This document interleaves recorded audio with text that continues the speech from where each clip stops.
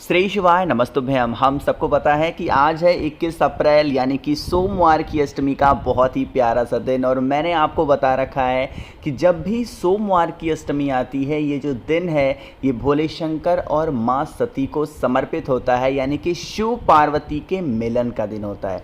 तो आज रात में आप सभी को अपने घर पे इस प्रकार से 2 दीपक लगाने हैं, जिससे आपकी जो मनोकामना हो, विशेष हो, वो जल्दी पूरी हो जाएं।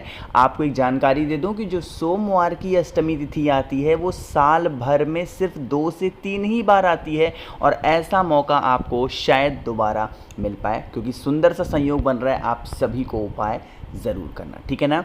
हमने कितने दीपक की बात की है? 2 दीपक, ठीक है ना। अब मैंने आपको बताया है आज का ये दिन किसे समर्पित होता है? भोले शंकर और माँ सती को। तो आज का ये जो 2 दीपक होगा, हम किसके लिए लगाएंगे? भोले शंकर और माता सती के लिए, ठीक है ना। चलो अब समझते हैं कि कहाँ पे कैसा दीपक लगाना होगा। सबसे पहले आप लोगों को चावल के दाने लेने होंगे, ठीक है ना। ध्यान रखिएगा इस चीज़ का। थोड़ा सा चावल का दाना लेना है, और आप लोगों को थोड़ा सा काला तिल लेना है ना। बहुत ज़्यादा लेने की ज़रूरत नहीं है, थोड़ा सा चावल और थोड़ा सा काला तिल लीजिएगा। इस प्रकार से आप एक दीपक लेंगे, ठीक ना। एक नहीं, मतलब 2 दिया लेंगे, ठीक है ना।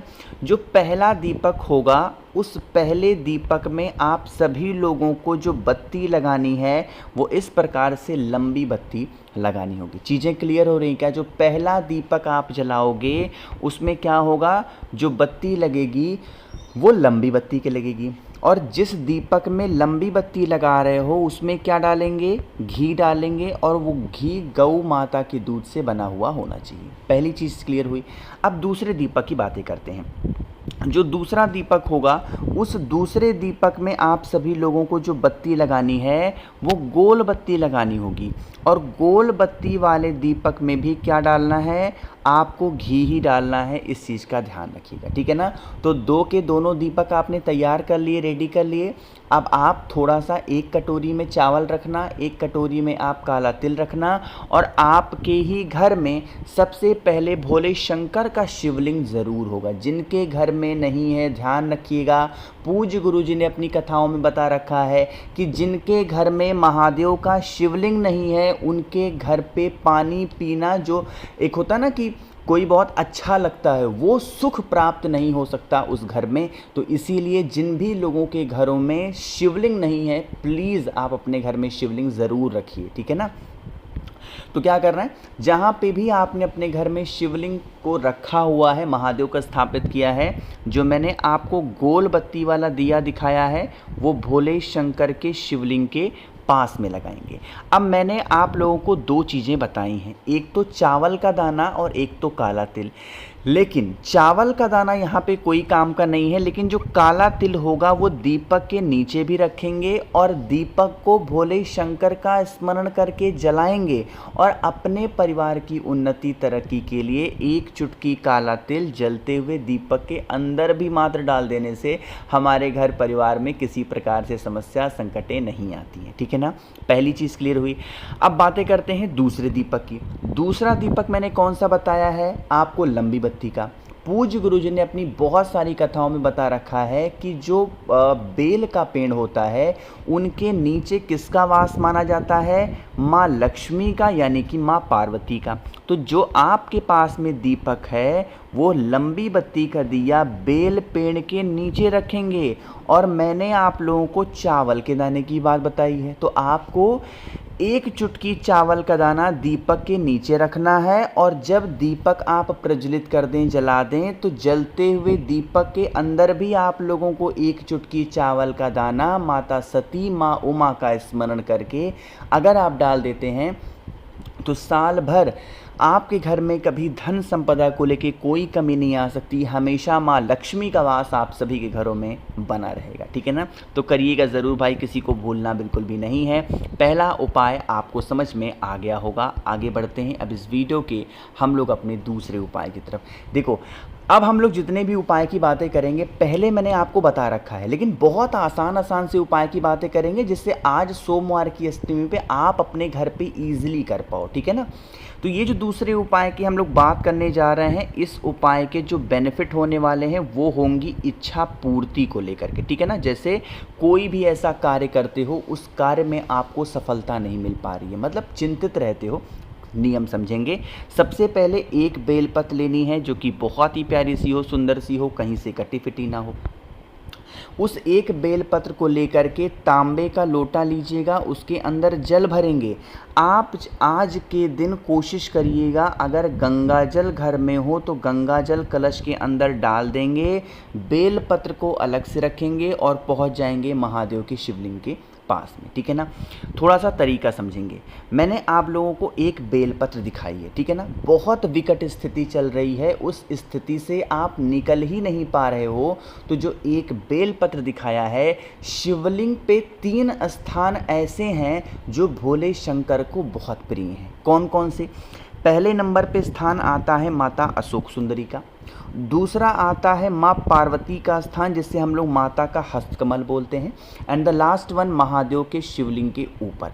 जहाँ जहाँ मैंने नंबरिंग कर रखी है इन्हीं स्थानों पे आपको जो बेलपत्र होगा उसे टच कराना है, स्पर्श कराना है। जैसे पहले स्पर्श कराएंगे बेलपत्र को माता अशोक सुंदरी के स्थान पे, फिर बेलपत्र को टच कराएंगे माता के हस्तकमल पर, और फिर उसी बेलपत्र को आपको रख देना है भोले शंकर के शिवलिंग के ठीक ऊपर, अपनी मनोकामना, अपनी विशेष, अपनी बातों को कह के, एंड देन लास्ट में आप सभी लोगों को एक लोटा शुद्ध जल तांबे के लोटे से श्री शिवाय नमस्तुभ्यम का जप करके, अगर सोमवार की अष्टमी के दिन कोई भी व्यक्ति इस उपाय को करता है तो उसकी कोई ऐसी मनोकामना अधूरी नहीं होती है, सारी विशेष उसकी पूरी ज़रूर हो जाती हैं, ठीक है ना। तो करना ज़रूर है, भूलिएगा नहीं कोई लोग।